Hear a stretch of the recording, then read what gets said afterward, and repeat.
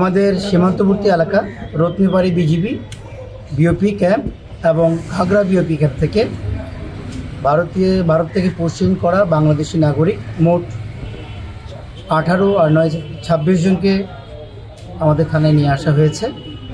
আমরা স্থানীয়ভাবে স্থানীয় প্রশাসনের সাথে ইউনো এবং ডিসি স্যারের সাথে কথা বলে আমরা তাদের আপাতত নিরাপদ আশ্রয় রাখার ব্যবস্থা করব এবং তারা প্রকৃতপক্ষেই বাংলাদেশি নাগরিক কিনা আমরা এটা যাচাই বাছাই সাপেক্ষে পরবর্তী আইনগত ব্যবস্থা গ্রহণ করব।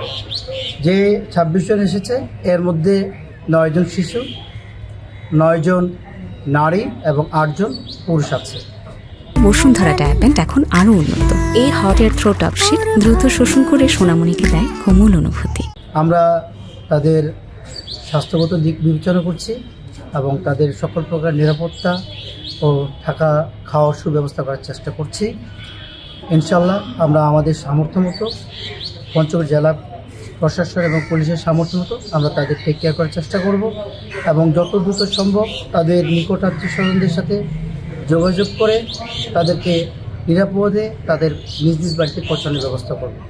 আর এদের মধ্যে থেকে যদি অনুপ্রবেশকারী থেকে থাকেন, অন্য কোনো দেশের নাগরিক থেকে থাকেন, তাহলে তাদের বিরুদ্ধে আমরা যথাযথ আইনগত ব্যবস্থা গ্রহণ করব। তত্র রত্নীবাড়ি ক্যাম্প থেকে 17 জন এবং ঘাগড়া ক্যাম্প থেকে 9 জন, মোট 26 জন এসেছে আমাদের এখানে।